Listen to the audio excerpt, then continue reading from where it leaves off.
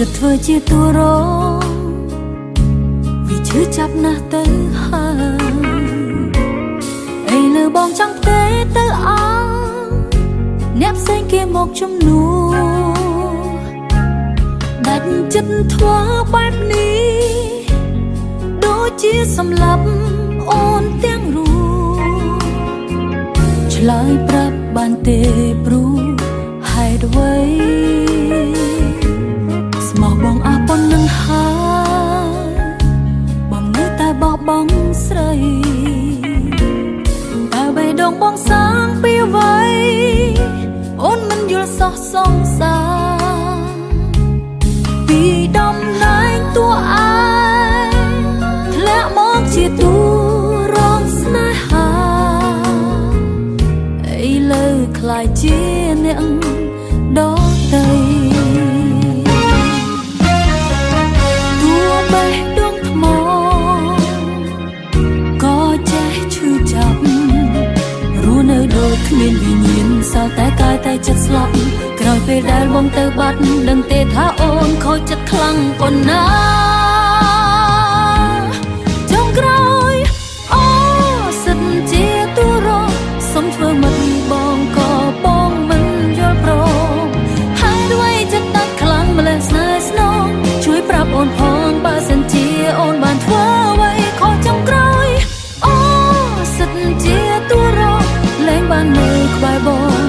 ដូចមុនទៀតហើយអូបើសិនមានជាតិក្រោយកុំឲ្យដូចជាតិនេះ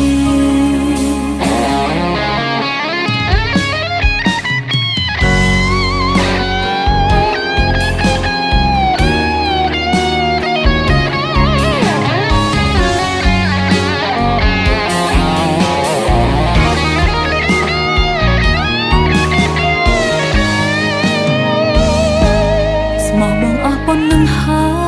យបងនៅតែបោះបង់ស្រី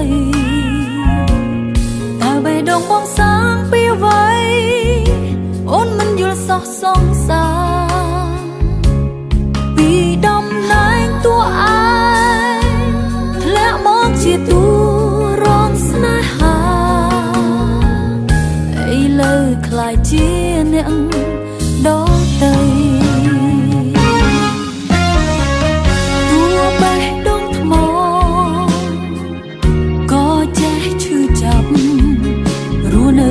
មានវិញ្ញាណសោកតែកាយតែចិត្តស្លាប់ក្រោយពេលដែលបងទៅបាត់ដឹងទេថាអូនខូចចិត្តខ្លាំងប៉ុណ្ណាចុងក្រោយអូ